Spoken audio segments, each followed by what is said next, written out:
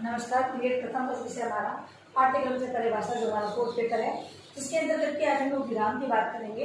पाठ को पढ़ते समय जब हम लोग रुकते हैं, कहीं कहीं पर ज़्यादा देर के लिए, कहीं पर कम समय के लिए रुका जाता है, उसके लिए भाषा के अंतर्गत विराम चिन्हों की व्यवस्था की गई है। उन विराम चिन्हों को ध्यान में रखते हुए कहानी को कहानी के तरीके से, नाटक को नाटक के तरीके से तथा कविता को उचित लय यति गति के हाव भाव के साथ पढ़ा जाता है। तो इन चिन्हों के अभाव के अंतर्गत एक व्यक्ति है सही प्रकार से पठन की प्रक्रिया को अपना नहीं सकता है। जब अगर पढ़ना ही सही तरीके से नहीं आएगा तो लेखन की समस्या उत्पन्न होगी। ठीक है, तो यहाँ पर हम लोग हमारे पठन और लेखन की जो इकाई है उसमें विराम चिन्ह है वो बहुत ही महत्व रखती है। विराम चिन्हों का ध्यान एक विद्यार्थी शिक्षक को होना बहुत ही आवश्यक है। आइए हम चर्चा करते हैं विराम की। पठन में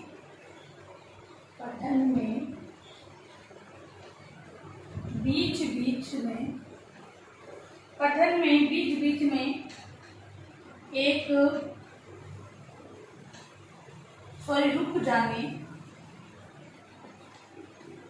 रुक जाने तथा भावात्मक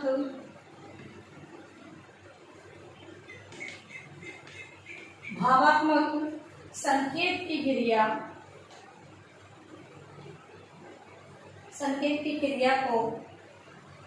के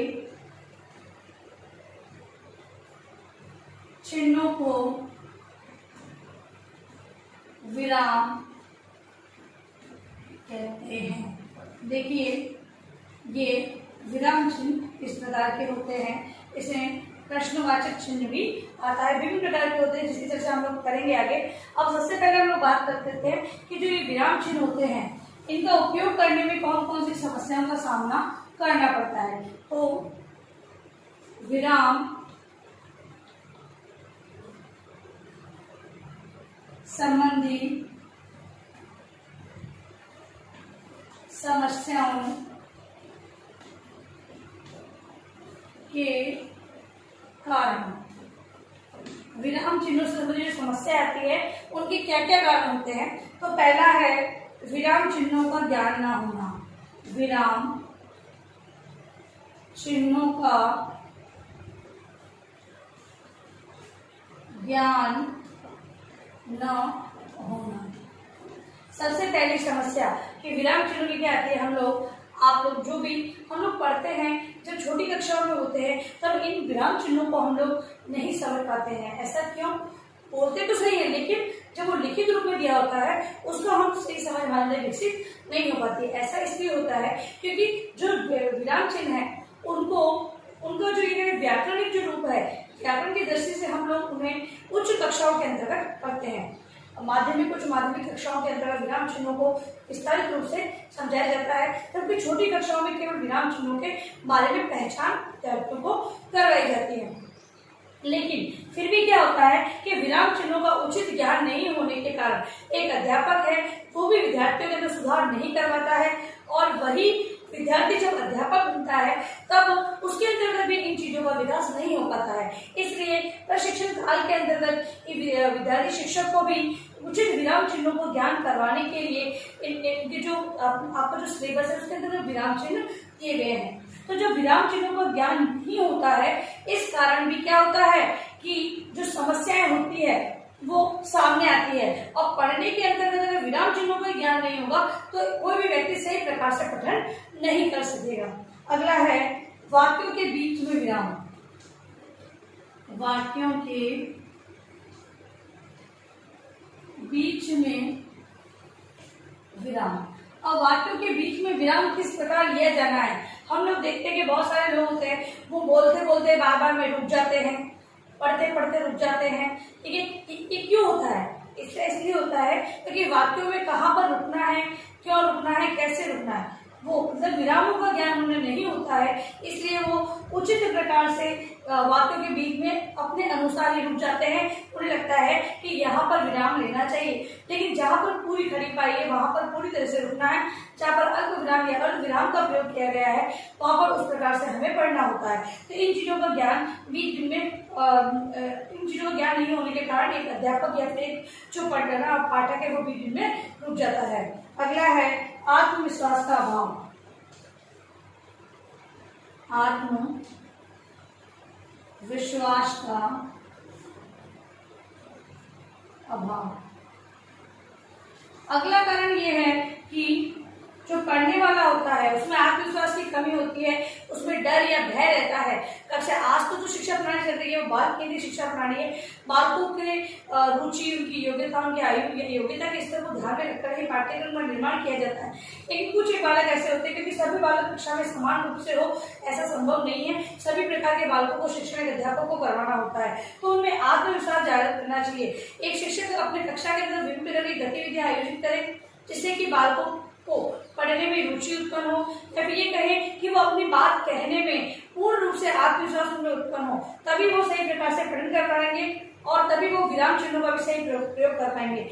आत्मविश्वास की कमी के कारण उनमें भय रहता है और विद्यार्थी अपना प्रस्तुतिकरण देते हैं लेकिन बिल्कुल हिचकिचाहट से देते हैं, या फिर कहें डरे या सहमे रूप से वो प्रस्तुतिकरण देते हैं। इस कारण भी वो सही प्रकार से विराम चिन्हों का प्रयोग नहीं करते, तो आत्मविश्वास का अभाव के कारण भी ये चीज देखी जाती है। अगला है पाठ्य सामग्री का अभाव। पाठ्य सामग्री का अभाव। कुछ बालक ऐसे होते हैं या विद्यार्थी कुछ ऐसे होते हैं जिन्हें उचित रूप से पाठ्य सामग्री नहीं उपलब्ध होती है। कोई भी चीज जैसे कि विराम चिन्हों को जब उन्हें पढ़ाए जा रहे होंगे तब उनके पास इस उचित प्रकार की सामग्री नहीं होगी तो विराम चिन्हों का ज्ञान नहीं कर पाती है। फिर कुछ बालक ऐसे भी होते हैं जब अध्यापक पाठ पढ़ाते हैं तो किताब को खोलते ही नहीं है, या फिर सामग्री होने के बावजूद वो घर पे रख देते हैं। तो ये पाठ्य सामग्री उनके पास उपलब्ध नहीं होती है। जब अध्यापक समझाता है तो उन चीजों का ज्ञान वो उदाहरण देके समझाता है, और वो जब उनके पास पढ़ने योग्य सामग्री होगी ही नहीं तो वो उन चीजों के ऊपर तरफ ध्यान नहीं दे पाते हैं। और इसके बदले क्या होता है, जब उन्हें पढ़ाया जाता है तो वो उचित रूप से विराम चिन्हों का प्रयोग नहीं कर पाते हैं। अगला है उचित गति का अभाव। उचित गति का अभाव।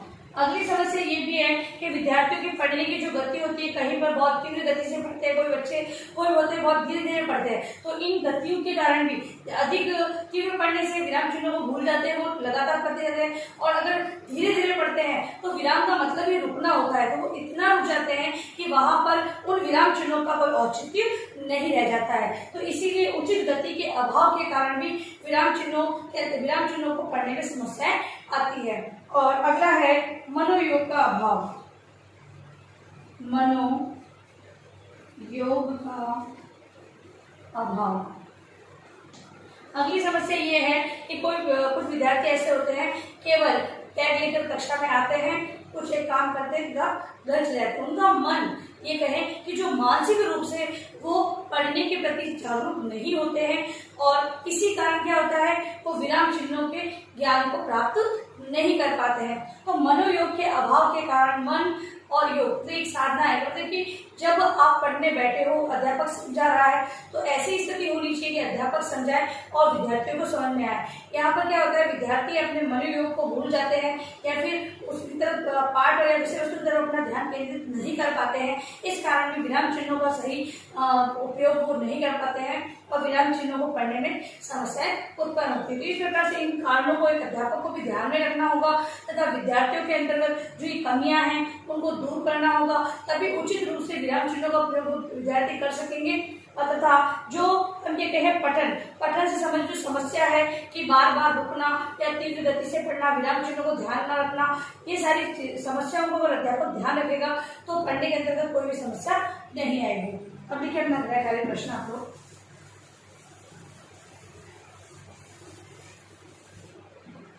गृह कार्य आपका